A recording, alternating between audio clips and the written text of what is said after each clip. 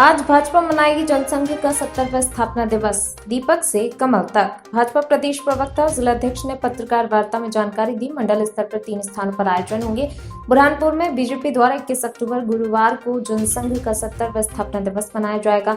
दीपक से कमल तक पहुंची बीजेपी द्वारा स्थापना दिवस पर मंडल स्तर पर 3 प्रमुख स्थानों पर कमल के फूल के आकार की बड़ी रंगोली का निर्माण कर उसके ऊपर कमल के आकार में ही 51 दीपक जलाकर एक उत्सव पूर्ण वातावरण में कार्यक्रम आयोजित किए जाएंगे। इसे लेकर बुधवार दोपहर भाजपा कार्यालय में आयोजित पत्रकार वार्ता में भाजपा प्रदेश प्रवक्ता पूर्व मंत्री अर्चना चिटनीस ने कहा, 21 अक्टूबर 1951 को जनसंघ की स्थापना हुई। कल उसके 70 साल पूरे होने वाले हैं। ये यात्रा जनसंघ से जनता पार्टी के रूप में आगे बढ़ी है। दीपक को लेकर हमने यात्रा शुरू की थी। उस समय सब आश्चर्य करते थे कि तब देश में कांग्रेस का बोलबाला था, ऐसे में पार्टी कैसे देश चलाएगी, परंतु आज विश्व का सबसे बड़ा राजनीतिक दल बनकर उभरा है। देश दुनिया में भारत का गौरव बढ़ाया। पीढ़ी को इस बात का पुनः स्मरण कराने के लिए आयोजन किया जा रहा है। भाजपा जिलाध्यक्ष मनोज लदवे ने कहा, जनसंघ से शुरू हुआ सफर आज काफी आगे निकल चुका है।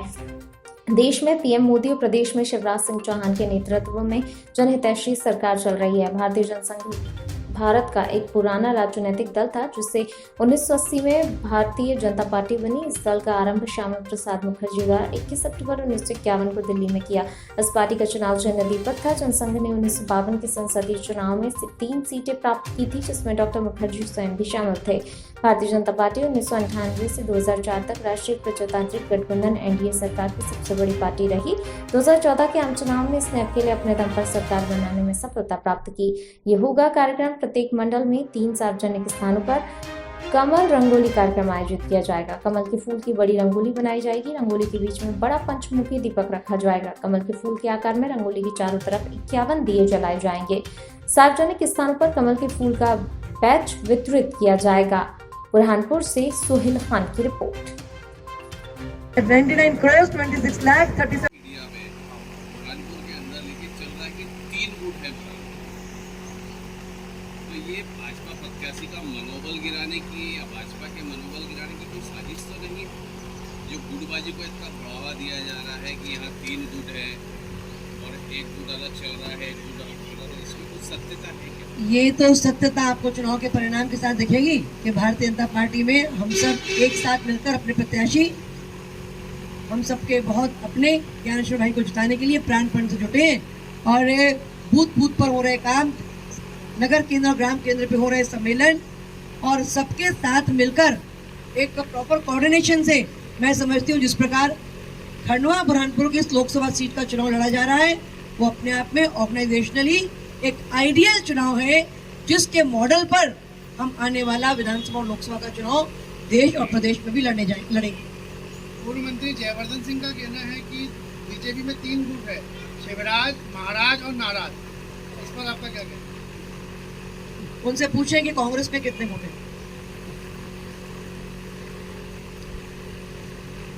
मुझे कितने स्तंभों बनेगी?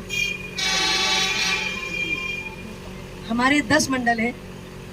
प्रत्येक मंडल के 3-3 प्रमुख स्थानों पर रंगोलियां बनाई जाएंगी।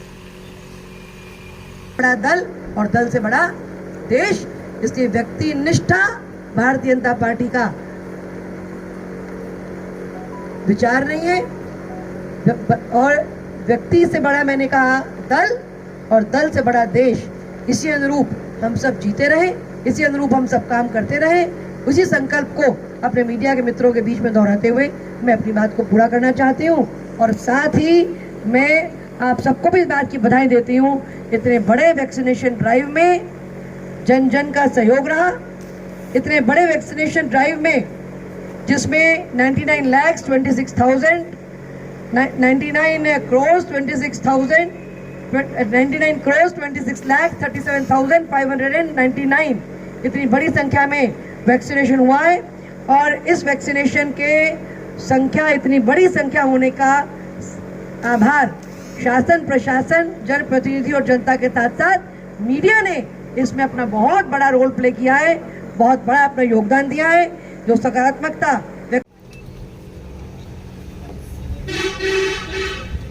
21 अक्टूबर 1951 को